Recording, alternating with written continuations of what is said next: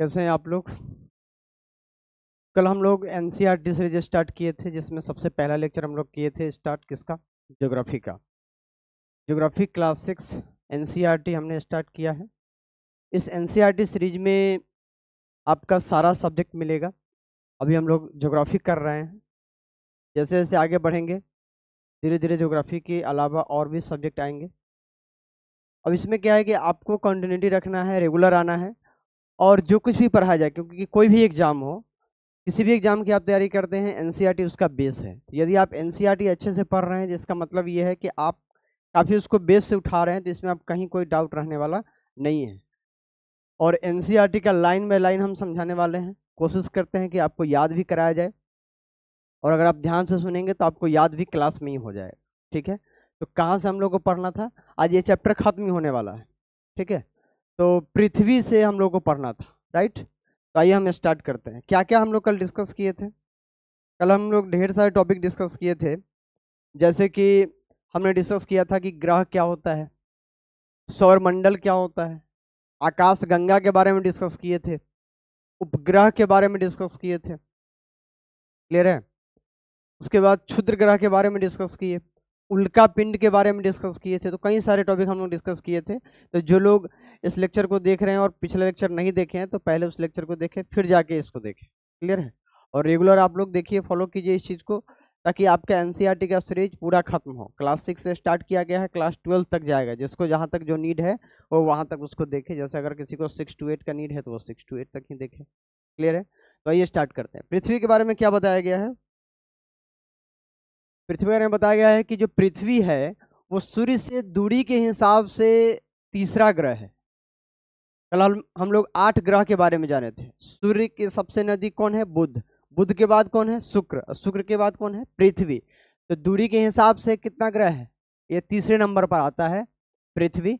आकार में यह पांचवा सबसे बड़ा ग्रह है। मतलब 8 ग्रह में अगर आकार में देखा जाए तो 5 नंबर पे आता है किसका साइज, पृथ्वी का।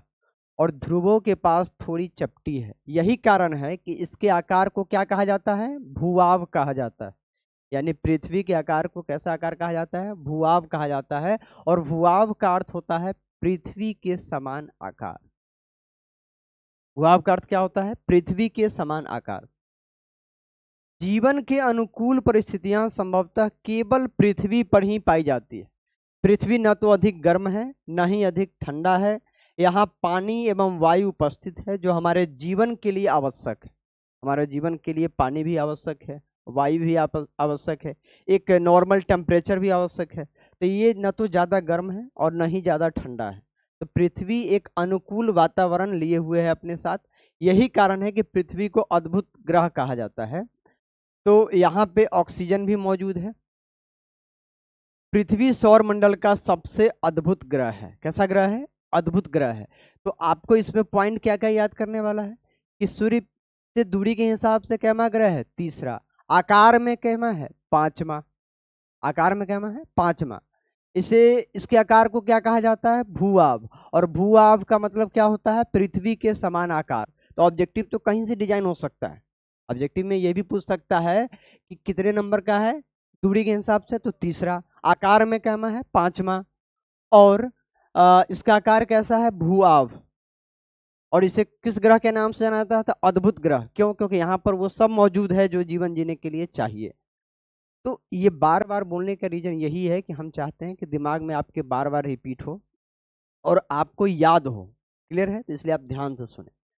प्रकाश की गति कितनी है, लगभग 3 लाख किलोमीटर प्रति सेकंड है। प्रकाश की गति लगभग कितनी है, 3 लाख किलोमीटर प्रति सेकंड। यानी एक सेकेंड में प्रकाश जो है वो 3 लाख किलोमीटर दूरी तय कर चुका होता है।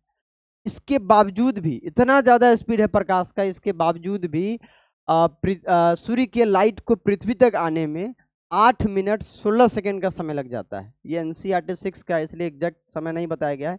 8 मिनट 16 सेकेंड बताया गया है। अब किसी किसी बुक में आपको 17 सेकेंड भी मिलेगा। तो अप्रोक्स लेके चलिए कि 8 मिनट 16 सेकेंड समय लगता है सूर्य के प्रकाश को पृथ्वी तक पहुंचने में। और प्रकाश की गति लगभग कितनी है, 3 लाख किलोमीटर प्रति सेकेंड, राइट। ये जो एनसीईआरटी में आप देखते हैं साइड साइड में लिखा गया होता है, ये काफी इंपॉर्टेंट होता है, यहीं से डायरेक्ट क्वेश्चन कई एग्जाम में देखे गए हैं।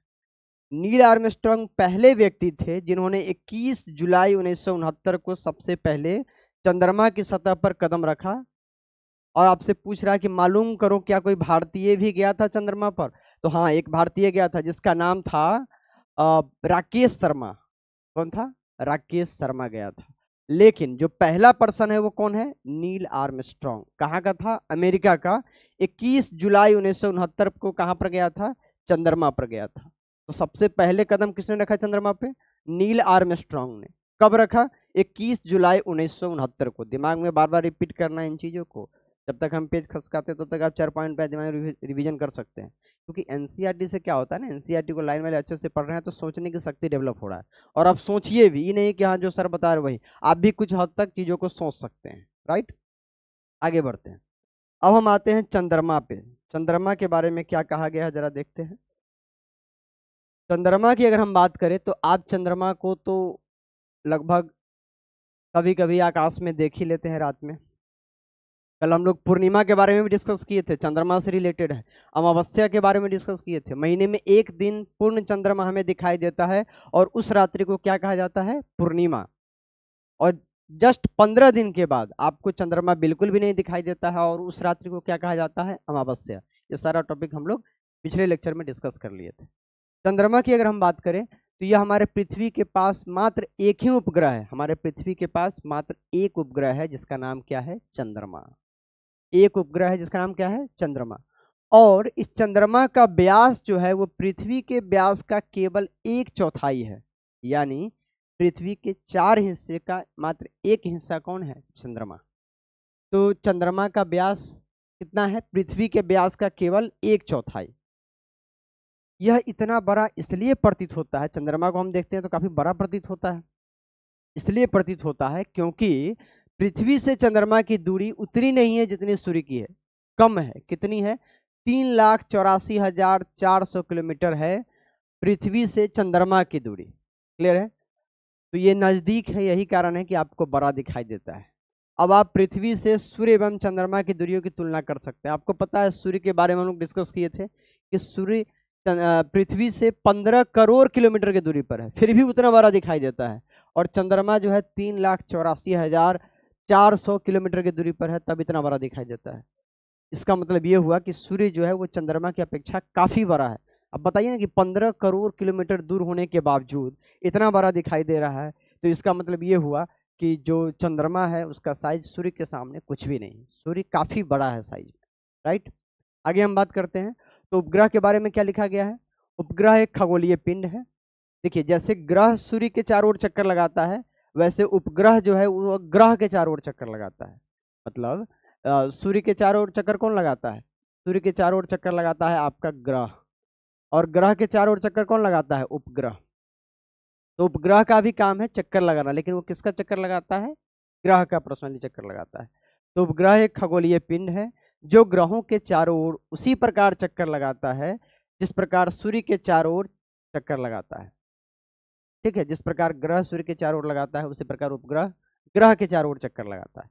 कुछ मानव निर्मित उपग्रह भी हैं, जैसा कि कल हम लोग डिस्कस किए थे कि जो उपग्रह हैं कुछ ऐसे हैं, जैसे कि चंद्रमा एक नेचुरल उपग्रह है, प्राकृतिक उपग्रह है, उसको हम लोगों ने तो नहीं बनाया है, लेकिन मानव ने भी कुछ उपग्रह बनाया है पृथ्वी के बारे में कुछ जानकारियां हासिल करने के लिए। अब यहाँ पर देखिए क्या लिखा हुआ है, मानव निर्मित उपग्रह एक कृत्रिम पिंड है। यह वैज्ञानिकों के द्वारा बनाया गया है जिसका उपयोग ब्रह्मांड के बारे में जानकारी प्राप्त करने एवं पृथ्वी पर संचार माध्यम के लिए किया जाता है। इसे रॉकेट के द्वारा अंतरिक्ष में भेजा जाता है। इसे रॉकेट के द्वारा अंतरिक्ष में भेजा जाता है और पृथ्वी की कक्षा में इसे सेट कर दिया जाता है कि आप भाई तुम घूमते रहो और इंफॉर्मेशन इकट्ठा करके भेजते रहो, इसलिए किया जाता है। एवं पृथ्वी की कक्षा में स्थापित कर दिया जाता है। क्लियर है? अंतरिक्ष में उपस्थित कुछ भारतीय उपग्रह हैं जिनका नाम है इनसेट। अब आपको याद रहना चाहिए, भारतीय उपग्रह जो कि अंतरिक्ष में उपस्थित हैं जिनका नाम क्या है? इनसेट, IRS, एडुसेट इत्यादि। क्या क्या नाम है? इनसेट, IRS, एडुसेट, ये सब उपग्रह हैं जो कि मानव निर्मित है। तो मानव निर्मित उपग्रह आपको एनसीईआरटी में क्लियर लिखा गया है कि आपको याद हुआ क्या क्या नाम है? इनसेट, IRS, एडुसेट, लेकिन जो नेचुरल उपग्रह है पृथ्वी का वो एक ही है जिसका नाम क्या है, चंद्रमा है। आगे बढ़े हम, चलिए तो आगे बढ़ते हैं नेक्स्ट पेज की तरफ। याद करते जाना है दिमाग में, ये नहीं कि आए बैठे देखे, हाँ देखते हैं कैसा एनसीईआरटी है और फिर चले गए, नहीं, रेगुलर आप पढ़िएगा तभी फल मिलेगा। क्योंकि अगर आप रेगुलर पढ़े ना तो आप कोई भी जॉब की तैयारी कर रहे हैं, अगर आप 8 महीने लगातार सब चीज छोड़ करके तैयारी करने लग गए तो 8 महीने के बाद आपका रिजल्ट आना तय है, इसमें कोई शक की बात नहीं। लेकिन हाँ, इस 8 महीने में दोस्ती, रिश्तेदारी और भी कुछ जो है, टाइम जो आप मिसयूज करते हैं टाइम का, ये सारा चीज़ आपको छोड़ना होगा। अगर आप कसम खा के बैठेंगे तो 8 महीने में पूरी तैयारी कंप्लीट कर सकते हैं और आराम से जिस जिस चीज़ की भी तैयारी आप कर रहे हैं वो आपका हो सकता है। और एनसीईआरटी को अपना बेस बनाइए, एनसीईआरटी को कभी मत छोड़िए। कुछ लोग इधर उधर बुक पढ़ने लगते हैं, जैसे कि लिसेंट हो गया या और भी शॉर्ट नोट्स मार्केट में ढेर सारे बिकते हैं, वो सब समझ में नहीं आएगा, दिमाग पे डायरेक्ट प्रेशर डालेगा, याद करने में परेशानी होगी। लेकिन यहाँ पर तो आपको समझाया भी जा रहा है, याद भी करवाया जा रहा है, बुक भी पढ़ाया जा रहा है, ये सारा चीज़ एक साथ हो रहा है। आइए हम बात करते हैं किसके बारे में, हम बात करते हैं चंद्रमा के बारे में। चंद्रमा पृथ्वी का एक चक्कर लगभग कितने दिन में पूरा करता है, 27 दिन में। अब देखिए, चंद्रमा 27 दिन में एक चक्कर पूरा करता है और इतने ही समय में ये अपने अक्ष पर भी घूमता है। अपने अक्ष पर एक घूर्णन पूरा करने में भी 27 दिन लगाता है और एक परिक्रमा भी पूरा करने में पृथ्वी का कितना समय लगाता है, 27 दिन। तो ये आपको याद रखना है कि चंद्रमा को पृथ्वी का एक चक्कर पूरा करने में कितना समय लगता है, 27 दिन। लगभग इतने ही समय में यह अपने अक्ष पर एक चक्कर भी पूरा करता है। इसके परिणाम स्वरूप पृथ्वी से हमें चंद्रमा का केवल एक ही भाग दिखाई पड़ता है। अब इतना लॉन्ग पीरियड है कि आप सुबह में देखिए, शाम में देखिए, चंद्रमा का आपका लगभग एक ही पार्ट दिखाई देगा, क्योंकि 27 दिन में एक चक्कर पूरा करता है ना, तो इसीलिए आपको एक ही भाग दिखाई देगा, दूसरा भाग दिखाई जल्दी नहीं दे पाएगा। हाँ, दिन भर में 2-3 घंटा में ही, 4 घंटे में कुछ परिवर्तन होता, एक चक्कर पूरा हो जाता, तो आप शायद उसका दूसरा भाग भी देख पाते। चंद्रमा की परिस्थितियां जीवन के लिए अनुकूल नहीं है। हाँ भाई, जैसा पृथ्वी पर है पॉसिबल सारा चीज आपको मिल रहा है, वैसा आप चंद्रमा पर जाके घर बना के रह नहीं सकते हैं, वहां सारी अनुकूल परिस्थितियां नहीं है। इसकी सतह पर पर्वत भी आपको देखने को मिलेंगे, मैदान भी मिलेंगे, गड्ढे भी दिखेंगे। चंद्रमा की सतह पर छाया बनते हैं, पूर्णिमा के दिन चंद्रमा पर इनकी छाया को देखा जा सकता है।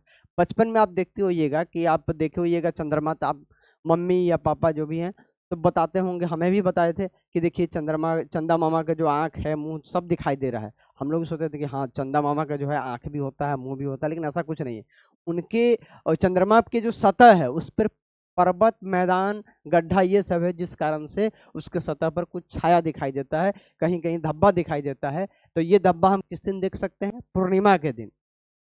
अब ये क्वेश्चन भी बन सकता है कि जो चंद्रमा पर है, चंद्रमा पर उनकी छाया को कब देख सकते हैं, पर्वत, मैदान, गड्ढे की छाया को कब देख सकते हैं, पूर्णिमा के दिन देखा जा सकता है। क्लियर है। नेक्स्ट है क्षुद्र ग्रह।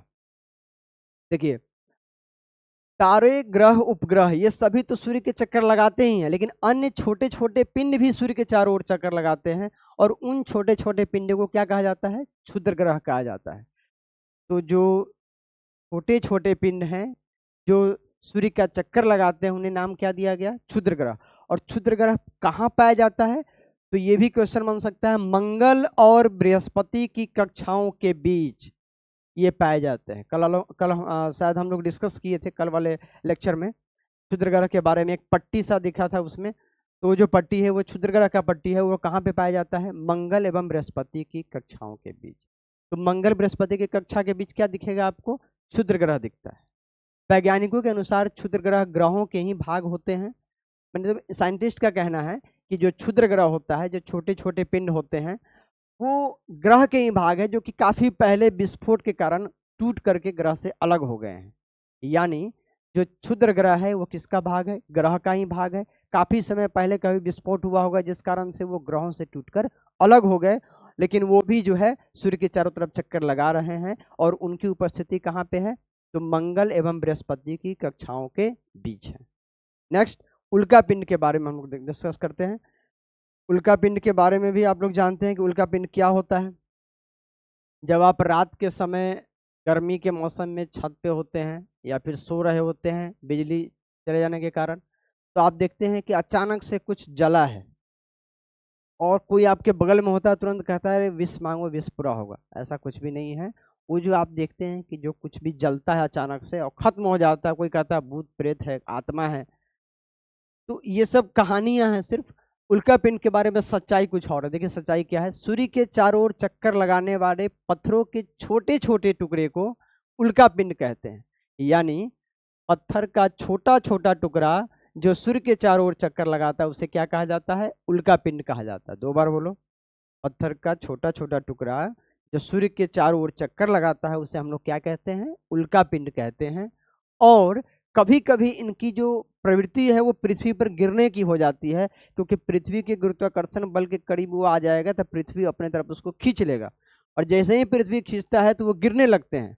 और वो पत्थर गिरते गिरते हवाओं में, हवाओं को चीरते हुए आ रहा होता है, तो हवा के घर्षण के कारण, हवा को चीरते हुए पत्थर आ रहा है और घर्षण के कारण वो जल जाता है, तो उसे हम कहते हैं उल्का पिंड। लेकिन कभी कभी ऐसा भी होता है कि वो बिना जले पृथ्वी पर आ जाता है, और जब पृथ्वी से टकराएगा, उतने स्पीड से कोई पत्थर गिरा है और पृथ्वी से टकराएगा तो पृथ्वी पर भूकंप भी आ सकते हैं, पृथ्वी पर गड्ढा भी हो सकता है। तो उल्का पिंड का दो केस है, अगर वो जल गया ऊपर ही तो जल के समाप्त आपको दिखेगा, अभी वहां रोशनी हुआ फिर खत्म।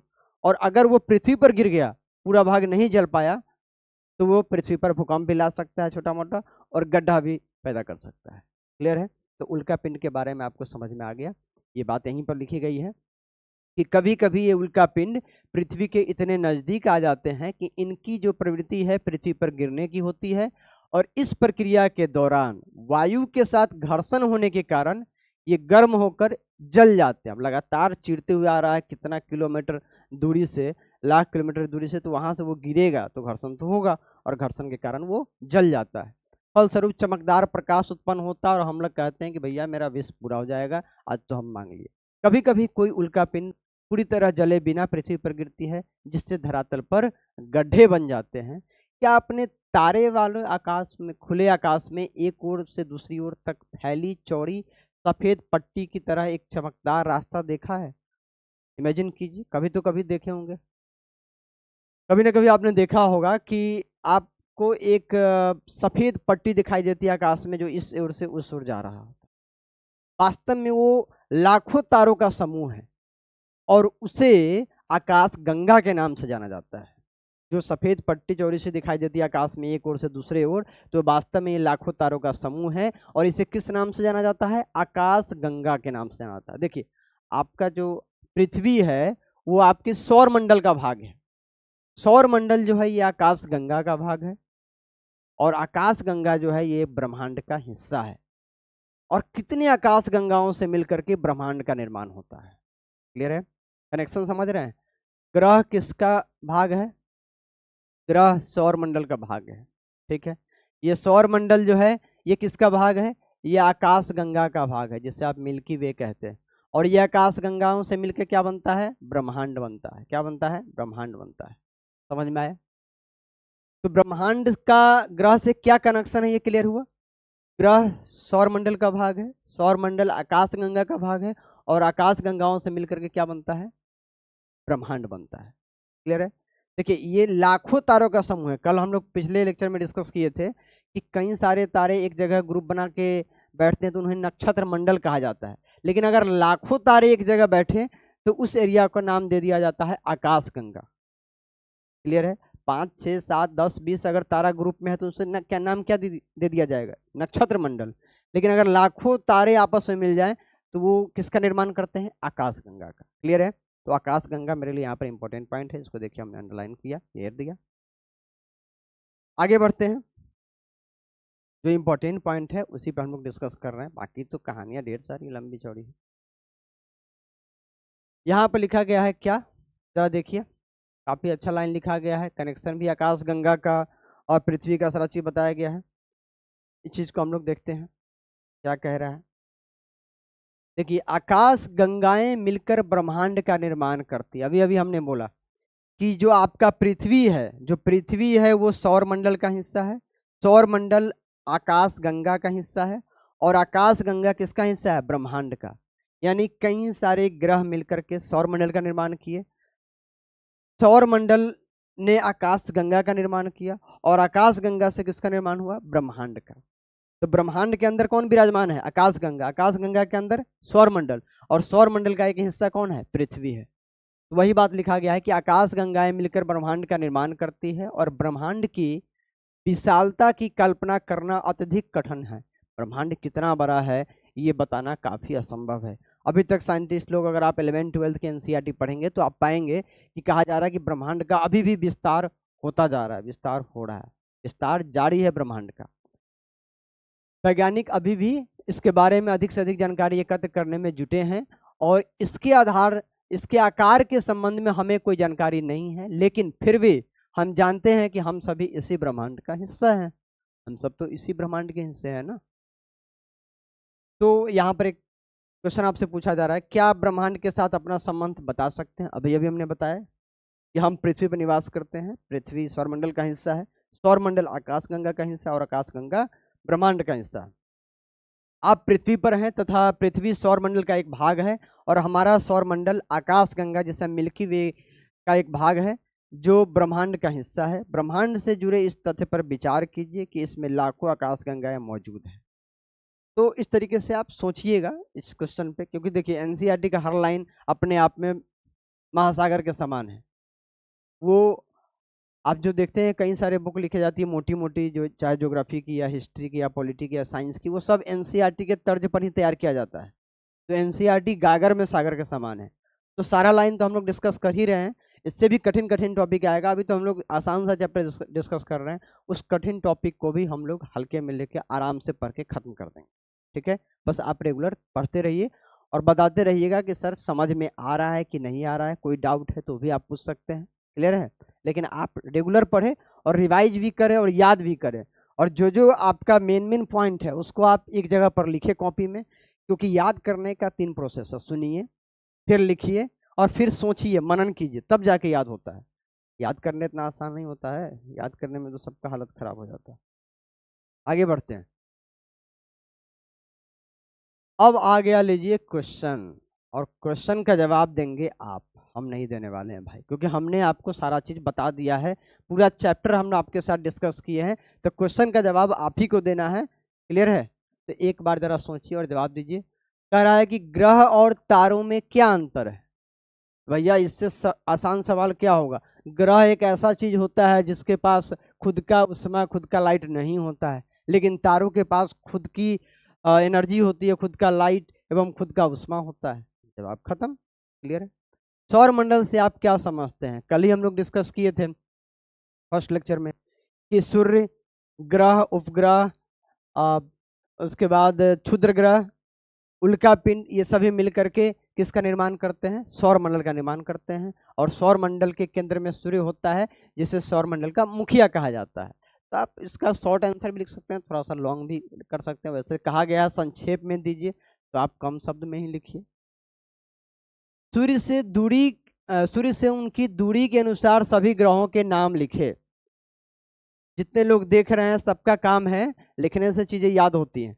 तो आप कॉपी में तो लिखते ही हैं, हमें भी पता चले कि आप क्या लिखते हैं, तो आप कमेंट में, हम भी यहाँ पर लिख रहे हैं, आप भी कमेंट में जब वीडियो देख रहे होइएगा तो उस समय आप कमेंट में दूरी के अनुसार 8 ग्रह का नाम लिखिएगा। वैसे हम बोल देते हैं कौन कौन है: बुध, शुक्र, पृथ्वी, मंगल, बृहस्पति, शनि, यूरेनस, नेपच्यून। बुध, शुक्र, पृथ्वी, मंगल, बृहस्पति, शनि, यूरेनस, नेपच्यून, ये सभी 8 ग्रह हैं। आपको दूरी के अनुसार एक बार जरूर लिखना है कमेंट में। देखिए, आप अगर इस चीज को अप्रिशिएट कीजिएगा, देखिएगा अच्छे से, आप सजग रहिएगा, हमको लगेगा कि नहीं आप जगे हैं। आपकी उपस्थिति, अब आपको तो हम ऑनलाइन में पढ़ा रहे हैं तो हम आपको देख नहीं सकते हैं कि आप कौन हैं, कितने पढ़ रहे हैं। आप क्लास अटेंड कर रहे हैं, इसका 2 ही प्रोसेस है। आप रेगुलर आए, अटेंड करें, आपका व्यू कैसा जा रहा है, आप कितने लोग देख रहे हैं ये भी हम पता चलेगा, आपका लाइक क्या है, कमेंट क्या है, इसमें पता चलेगा कि आप एक्टिवेट है, तो हम भी एक्टिवेट रहेंगे, क्लियर है, हमेशा एक्टिव रहेंगे। तो पृथ्वी को अद्भुत ग्रह क्यों कहा जाता है? पृथ्वी को अद्भुत ग्रह क्यों कहा जाता है? इसका जवाब तो बहुत प्यारा है, क्योंकि जीवन के अनुकूल सारी चीजें यहाँ पर मौजूद हैं। जीवन के लिए अनुकूल जो भी स्थिति है वो सारी चीजें यहाँ पर मौजूद है। यहाँ पर ऑक्सीजन है, यहाँ पे जल है, यहाँ पे वातावरण है, यहाँ पे एयर है, हर चीज यहाँ पर मौजूद है, जिस कारण से इसे क्या कहा जाता है? अद्भुत ग्रह कहा जाता है। हम हमेशा चंद्रमा के एक ही भाग को क्या देख पाते हैं? हम लोग डिस्कस किए थे कि हम चंद्रमा के एक ही भाग को इसलिए देख पाते हैं क्योंकि इनका परिक्रमण काल और घूर्णन काल काफी लंबा है, 27 दिन लगता है परिक्रमा भी करने में और अपने अक्ष पर इस तरीके से घूर्णन भी करने में, जिस कारण से हम एक बार में देखते हैं तो एक ही भाग देख पाते हैं। ऐसा नहीं है कि दिन भर में उसका परिक्रमा कंप्लीट हो जाएगा, सुबह में राइट साइड वाला हिस्सा देख लिए और उसके उस साइड वाला हिस्सा जो हम शाम में देख लेंगे, ऐसा कुछ नहीं। ब्रह्मांड क्या है, इसका जवाब अभी अभी हम लोगों ने पढ़ा है। सही उत्तर चिन्हित कीजिए। किस ग्रह को पृथ्वी के जुड़वा ग्रह के नाम से जाना जाता है? यह हम नहीं बताएंगे, आप ही को जवाब देना है कि जुड़वा ग्रह किसे कहा जाता है। 3 ऑप्शन आपको दिया गया है, बृहस्पति, शनि, शुक्र। ये सब आंसर आपको लिखना है अपने नोटबुक में। देखिए, आप क्वेश्चन बनाते जाइए, एनसीईआरटी पढ़िए तो उसके एक्सरसाइज में जो क्वेश्चन होता है उसको आप खुद से बनाने का प्रयास कीजिए, एक बार बिना वीडियो देखे, और फिर डाउट को खत्म करने के लिए एक बार उसको देख सकते हैं या फिर कहीं से आंसर मिला सकते हैं। लेकिन जब आपने पढ़ा है चीज़ों को तो आपका काम है खुद से एक बार उसको बनाना।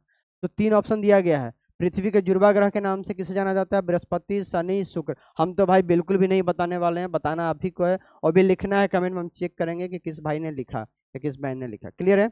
आगे बढ़ते हैं। सूर्य से तीसरा सबसे नजदीक ग्रह कौन सा है? अभी अभी तो हम डिस्टेंस के हिसाब से देखें, जवाब आप ही को देना है, शुक्र, पृथ्वी, बुध। 3 नंबर पर सूर्य के सबसे नजदीक में कौन आता है, ये आप ही बता सकते हैं। आगे बढ़ते हैं। आगे क्या है एक बार चेक कर लेते हैं। चैप्टर तो आपका खत्म ही हो चुका है लगभग। बहुत आसान आसान सवाल भैया पूछा जा रहा है, अब इससे आसान क्या होगा।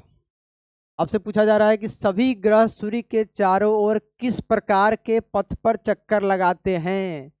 वृत्तीय पथ पर, आयताकार पथ पे, दीर्घवृत्ताकार पथ पे? जवाब तो आप ही को देना है भैया, आप ही को देना है, कॉपी में जवाब लिखना है और कमेंट में जाके बताना है। ये कल मतलब यानी कि पहले लेक्चर में हम लोग डिस्कस कर चुके हैं कि किस प्रकार के पथ पे चक्कर लगाता है।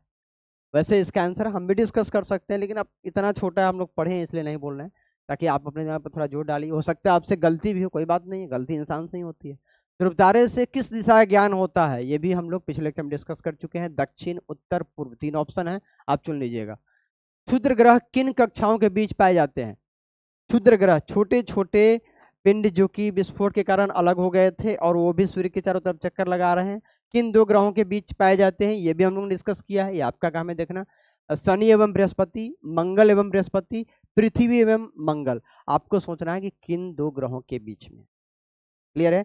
देखिए, अगर ये कठिन होता तो हम जवाब जरूर देते, हम जानते हैं कि आप इसका जवाब दे ही दीजिएगा, इसीलिए हम चाहते हैं कि आप खुद एक बार लिखिए, ताकि उसी बहाने आपके, अब लिखते हैं किसी चीज को आप सोचते हैं तो उससे क्या होता है कि आपको याद होता है। क्लियर है? खाली स्थान भरें। डैश का एक समूह जो विभिन्न प्रतिरूपों का निर्माण करता है उसे डैश कहते हैं, इसमें आपकी मदद कर सकते हैं। देखिए, हमने पढ़ा था कि कई सारे तारे एक साथ मिलकर के किसका निर्माण करते हैं? कई सारे तारे एक साथ मिल करके किसका निर्माण करते हैं? देखिए, अगर लाखों तारों का समूह है तो वो आकाशगंगा है या नहीं है? लेकिन अगर तारों का, कुछ ही तारों का एक समूह है और वो विभिन्न प्रतिरूप का निर्माण कर रहा है, कोई बाघ की तरह दिख रहा है, कोई सिंह की तरह, ऐसा समूह बना के बैठा है, तो उसे नक्षत्र मंडल क्या कहते हैं? क्या बोलते हैं? नक्षत्र मंडल बोलते हैं। तो ये चीज हमने आपको बता दिया, इसको बोला जाता है नक्षत्र मंडल। आगे है, तारों की एक बहुत बड़ी प्रणाली को क्या कहा जाता है? आकाशगंगा। क्या कहा जाता है? आकाशगंगा। ये तो अभी हम लोग डिस्कस किए हैं। तारों की लाखों तारों का समूह होगा तो आकाशगंगा, अब 5, 6, 10, 20 तारा एक साथ बैठा होगा तो नक्षत्र मंडल। आगे, डैश पृथ्वी के सबसे करीब है। अब पृथ्वी के सबसे करीब तो वैसे चंद्रमा भी है, लेकिन अगर ग्रह की बात करें तो पृथ्वी का जुड़वा ग्रह किसे कहा जाता है? शुक्र को, इसलिए शुक्र जो है वो पृथ्वी के सबसे करीब है। क्लियर? डैश सूर्य से तीसरा सबसे नजदीक ग्रह, सूर्य के तीसरे नंबर पर सबसे नजदीक कौन है? ये आप ही बताएंगे कि सूर्य के तीसरे नंबर सबसे नजदीक कौन है, ये आपको बताना है। ग्रहों के पास अपनी उष्मा तथा प्रकाश नहीं होती है, ये बात आप बताइए सकते हैं। ग्रहों के पास अपनी उष्मा तथा प्रकाश नहीं होती है। तो इसी के साथ ये चैप्टर समाप्त हुआ। हम आशा करते हैं कि आपको सारा पॉइंट समझ में आया होगा, कुछ लोगों को सारा पॉइंट याद भी हो गया होगा। आपको अपने अकॉर्डिंग, देखिए अपनी भाषा में किसी चीज़ का आप नोट्स बनाते हैं तो आपका जो याद करने का, सोचने का जो क्षमता है वो बढ़ता है और आपको इजी वे में याद भी होता है। दूसरे का नोट छापिएगा तो उतना अच्छा नहीं है। तो एनसीईआरटी का लाइन बाय लाइन हमने पढ़ाया भी है, छोटा मोटा डिफिनेशन भी बोला है, तो हर चीज़ को सुनिए, नोट डाउन कीजिए और मनन कीजिए, आपसे याद हो जाएगा। और उतना भी कठिन हम नहीं बोलते हैं, एकदम आसान भाषा में बोलते हैं ताकि आपको याद हो जाए। क्लियर है? तो ये चैप्टर खत्म हो गया। नेक्स्ट लेक्चर में हम लोग एक नया चैप्टर स्टार्ट करेंगे जो कि ग्लोब से रिलेटेड है। इसको अच्छे से देखिए, याद कीजिए, फिर उस पर आइएगा, बिना इसको याद किए नहीं आना है। ठीक है? यही एक आपके लिए राय है मेरा, कि नहीं कि हम लगातार कुछ लोग का होता क्या है ना कि किसी कारण से मन में आलस आ जाए, कुछ आ जाए, जिसका देखिए नेक्स्ट चैप्टर है ग्लोब, अक्षांश एवं देशांतर। ये हमारा नेक्स्ट चैप्टर होने वाला है, इसको हम काफी अच्छे से पढ़ेंगे। इस चैप्टर पर अगर आपका कमांड है तो आपका समझिए पकड़ काफी मजबूत होने वाला है मानचित्र के मामले में। तो क्या करना है कि आपको देखना है, पढ़ना है, याद करना है, फिर इस पे आना है। बिना याद किए, बिना अच्छे से पढ़े नहीं आना है, क्योंकि कुछ लोग क्या होता है कि देखते हैं रेगुलर, अच्छे से बैठ के देखते हैं, लेकिन याद नहीं कर पाते, जिस कारण से उनका पढ़ाई डिस्टर्ब हो जाता है और बाद में वो काफ़ी पीछे हो जाते हैं। इसलिए थोड़ा ही पढ़िए, लेकिन सब काम कंप्लीट करते हुए चलिए। ठीक है? अगर आपको समझ में आया है तो फिर लाइक सब्सक्राइब करते जाइए और कमेंट में आंसर जरूर दीजिएगा, ताकि हमें भी लगे कि आप एक्टिव हैं। ठीक है? धन्यवाद। Thank you so much.